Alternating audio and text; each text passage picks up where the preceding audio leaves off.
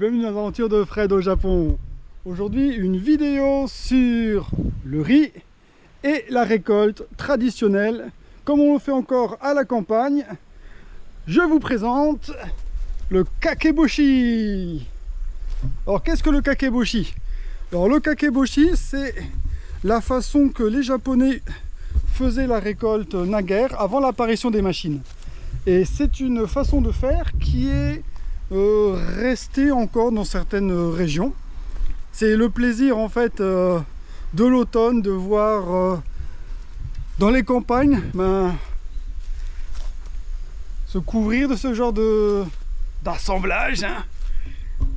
Alors, le kakeboshi, ça se fait avec une faucille dentée qui est conçue justement pour couper la paille de riz. Donc là, toute ma rizière a été récoltée.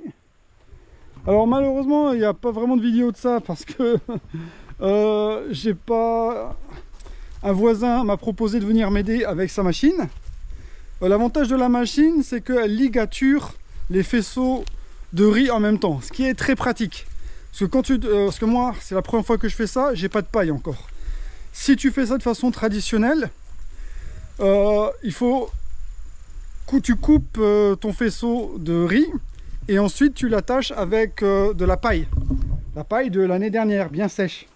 Donc moi, j'avais pas de paille et donc la machine qui ligature les faisceaux, ça m'arrangeait bien. Donc le voisin, il est venu et donc il a dit qu'il venait début d'après-midi. Il s'est pointé à midi, il a klaxonné devant la maison. Donc c'était le signal, j'ai pas eu le temps de faire quoi que ce soit. Je suis sorti en catastrophe, j'étais en train de cuisiner et boum, lui il était déjà dans ma rizière à couper mon riz, donc j'ai pas eu le temps de saisir la caméra, quoi que ce soit. Donc c'est pour ça que bon ben voilà, toute la phase avec la machine de récolte ne sera pas présente dans la vidéo malheureusement. Enfin bon, peut-être que ma petite madré m'enverra une petite vidéo parce qu'elle est là en ce moment au Japon.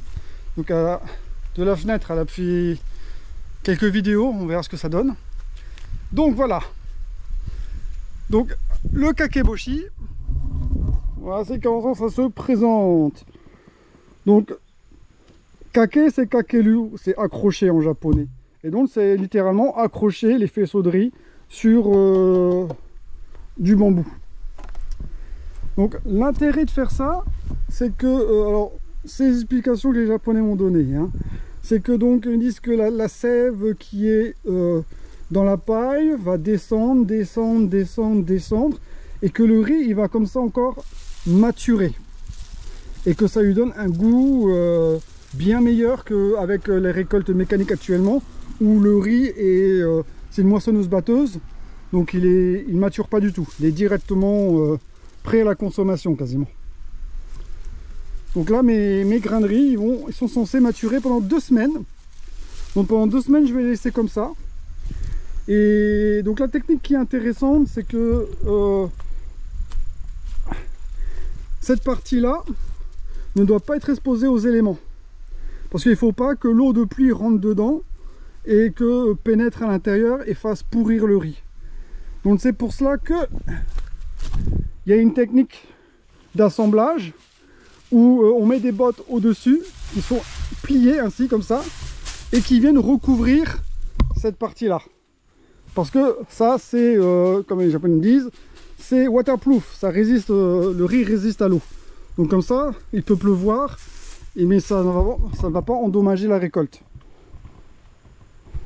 C'est très astucieux, c'est utiliser les propriétés naturelles. Oula, je pensais que ici je l'ai mal fait. Ça c'est mal fait. Ici celui-ci c'est pas protégé. Moi c'est le début, j'étais pas. C'est la première fois que. Enfin, première fois que je fais ma récolte. Hein, donc il y a des petits défauts. Ça c'était. Ça va falloir que je corrige, c'est pas du tout protégé du tout. Voilà. Donc il y a de fortes chances que je sois le seul à faire le kakeboshi ici. Parce que c'est un supplément de travail. C'est... Bon là on était à 3 pour faire ça, donc ça a été, et puis ma parcelle est très petite. Mais chez les voisins, Voilà, avec ce genre de surface, voilà, ça fait beaucoup de manutention, parce qu'il faut porter chaque faisceau de riz séparément pour l'accrocher et faire tout l'assemblage correctement. Donc c'est pour cela que le kakeboshi maintenant disparaît. On en voit de moins en moins, tout comme les paysans japonais qui disparaissent aussi. Et donc aussi donc, ma rizière elle est bio. C'est une chose assez rare dans le secteur. Et donc là c'est pour ça que même si elle a été récoltée, ben, le sol est encore vert parce qu'il y a de la végétation. Parce que je n'utilise pas de désherbant. Tous les voisins autour balancent des désherbants pour tuer les herbes.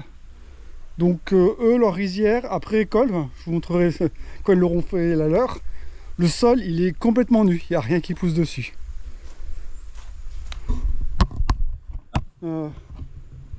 Et tous les voisins, bien entendu, viennent voir ma rizière, voir comment je fais. C'est devenu la petite attraction locale.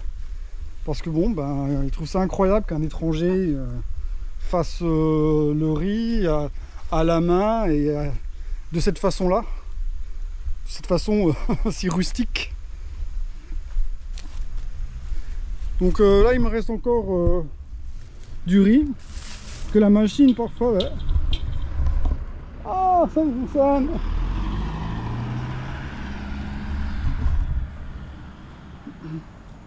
Des voisins. Voilà, les voisins, ils passent, ils klaxonnent. Donc ce que je disais, oui, la machine n'a pas tout coupé. Je l'ai coupé un petit peu à la main, notamment dans les coins. Et donc ça, maintenant, il va falloir attacher et ça va rejoindre le reste pour sécher. Et donc là, je suis assez content sur cette petite parcelle-là. Ben, l'air de rien, ça fait quand même pas mal de riz. On vise les 100 kg. Bon, même si mon grain, étant donné que bon, j'ai fait du riz bio, et surtout, ben, j'ai pas mis d'engrais chimiques non plus. Donc il est vraiment très naturel. Hein. Et les grains sont plutôt petits si je compare avec le grain des voisins. Tiens, on va y jeter un petit coup d'œil chez les voisins.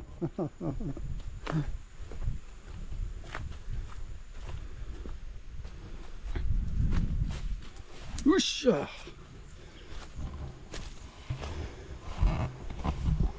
Voilà, ça c'est chez les voisins.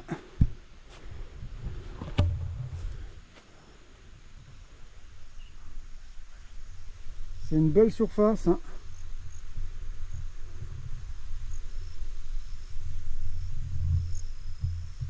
Bon, mais en fait, si je compare chez moi, c'est pas si différent ça finalement.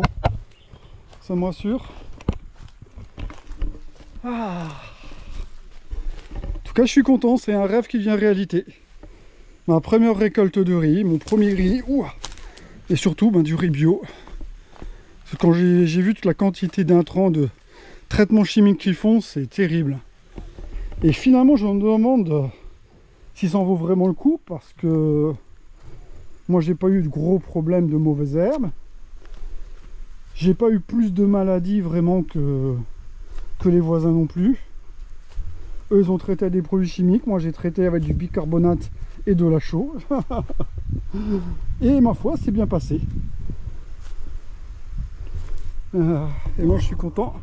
Je vais avoir plein de paille de riz qui va me pouvoir faire des chantiers de torchis pour réaliser des murs qui respirent pour ma grange. C'est tout ça, ouais, ça va devenir des murs dans ma grange, tout ça. Bon ben voilà, c'était une petite récolte de kakeboshi au Japon. J'espère que vous avez peut-être appris quelque chose. Si vous avez des questions ou quoi que ce soit, ben, n'hésitez pas, ça me fera plaisir d'y répondre. Et donc je vous dis à bientôt, matane!